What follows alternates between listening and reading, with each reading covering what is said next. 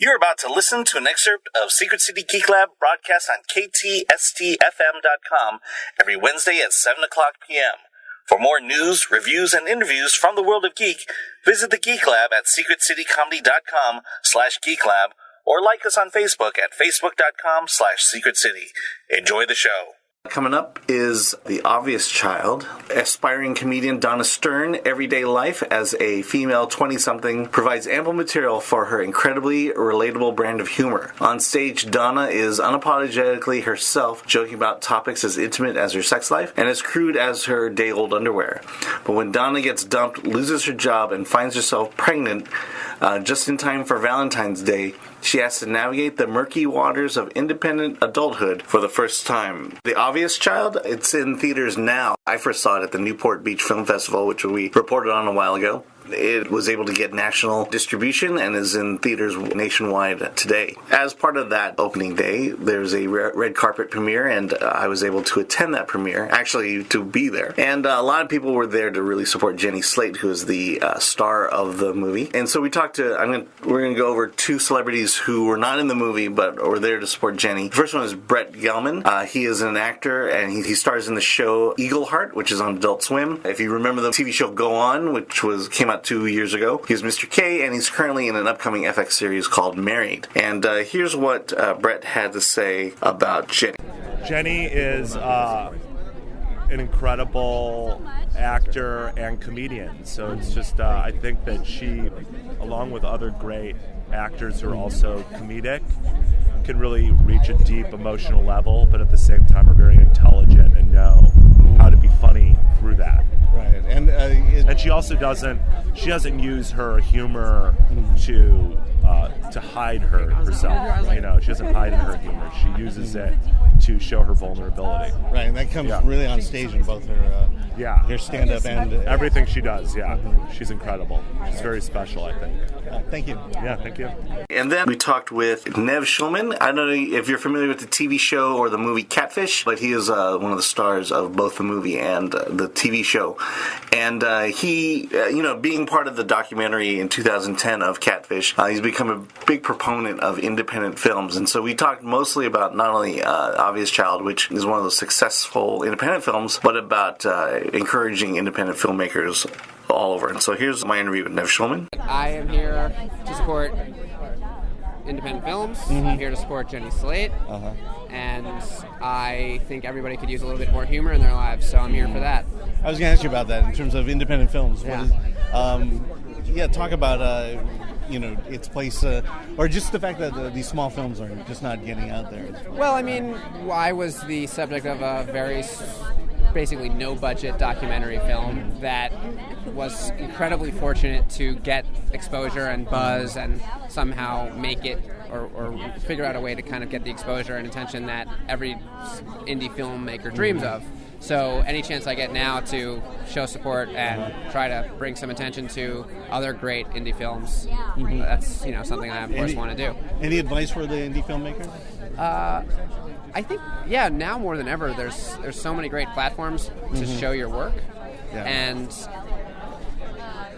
I think a lot of people dream about making feature films, and that's great, but the more you just develop your style and tone and voice in little short films, the better off you'll be, I think, in not only actually making something, but in being prepared to convince people to work with you and just make stuff.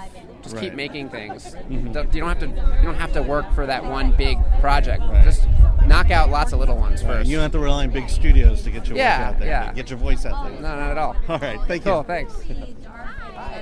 Okay, so we're going to continue on with our cast interviews from the red carpet event of Obvious Child. First interview comes from Jake Lacy, who plays Max in the movie. He plays the nice guy. You may know Jake Lacy as, if you were watching the last season of The Office, he was one of the two interns. And here is my interview with Jake. How are you? Good. So how did you get to be a part of this project? My agents and managers sent me the script, and I thought it was wonderful. They said, would you like to audition for it? I said, absolutely. And then amidst doing a lot of things, got lost, and 2 days later got a call from my manager, and I was sure she was going to say, it's over, they cast someone else, you missed the boat, and instead she said they're going to offer it to you. Awesome. So it was the first offer I'd ever gotten, and I could not have been happier because I desperately wanted to be a part of it anyways. Now, what was it about the story that struck you?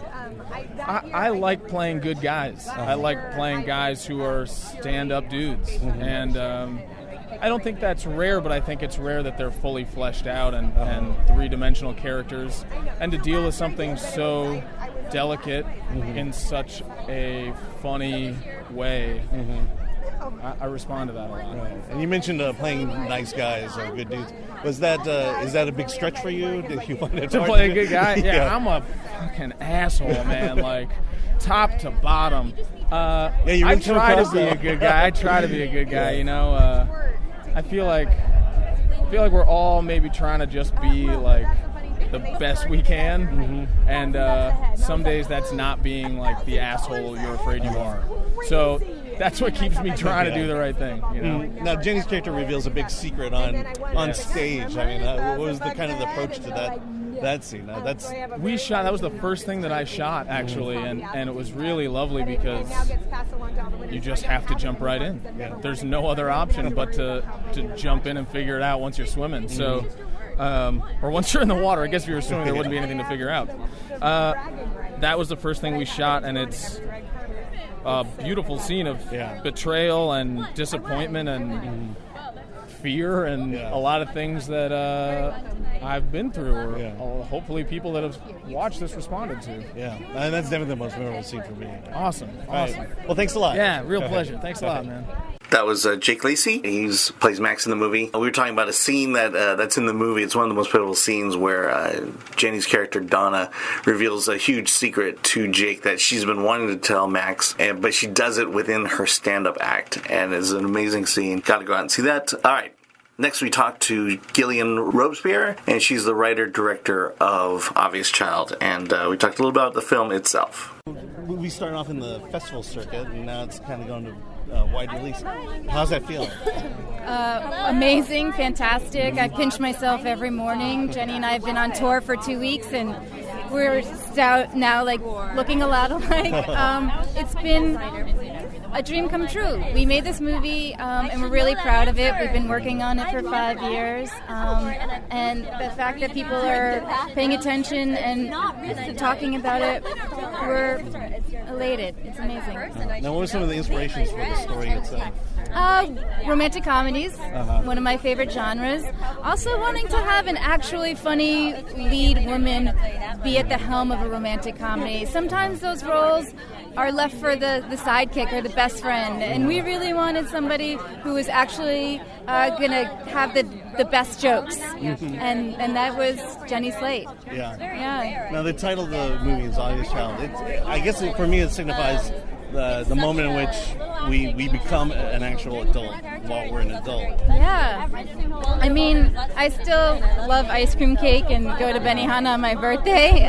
There's always a child in me, but I think that as long as I hold on to that and have figured out a way to find confidence and sort of not feel small and meek and nervous, and that's sort of what growing up is about, but still cherishing those moments of adolescence and the childhood, the child inside of you. Congratulations. I'm very nervous.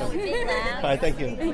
That was Gillian Robespierre, writer-director of Obvious Child. And then finally we got to star Jenny Slate, who plays Donna Stern, the stand-up comedian, and I had a brief discussion with her, if I can pull it up here, and here we go. How excited are you to be here at this point? I'm thrilled. I mean, the movie started in the festival circuit, and it's now finally got to wide release. So how's that feeling? It feels like a long, really pleasant road that we walked down, and we've ended up here, and there's more to go because people need to go see this movie, and I hope that they will because it's special, and it's sweet, and it's modern, and it's very funny. Or what is it about the movie that really attracts you to it? The comedy is unique, and I think really, really fresh, and I think that the story is really thoughtful and very romantic. Yeah. And have you done stand-up? Yeah, I you started in stand-up. Okay, because you seem so Yeah. natural at it on Oh, stage. thanks. All right. Well, I have one last question. I'm sorry, it's a chipmunk question, but No. my daughter just saw it today, and she's not a huge fan of yours.